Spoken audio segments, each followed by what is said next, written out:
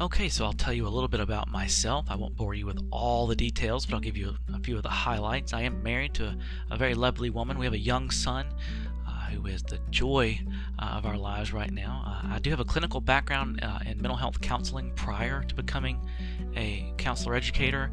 You know, I enjoy movies, I enjoy gardening. I'm not very good at it, but I enjoy it. In terms of counseling theories, I'm very interested in REBT, existential psychotherapy, and reality therapy.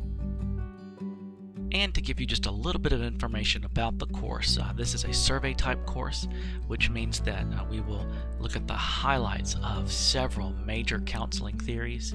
Other than that, the course is pretty straightforward. There are only 2 assignments in the course. Both are listed as being due in week 9, but you'll need to note that the first paper is actually due in week 7. And there's plenty of information about that in some of the other areas in the course room. I have adopted a no quotes policy for the course, and I think the policy is pretty clear.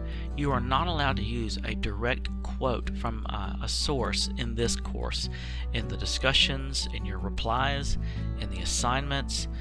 Even if you cite a source correctly, you are not allowed to use a direct quote. You must paraphrase all the material in your own words. If at some point in the course you want to contact me, there are several ways for you to do that.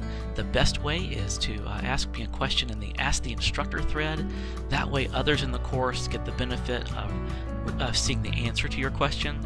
But if you have some information that you'd like to discuss with me privately, you could put that in your private feedback area. Please do not use the course room mail for that. You also see my conference call number there and my email address as well, so I'd love to hear from you throughout the course.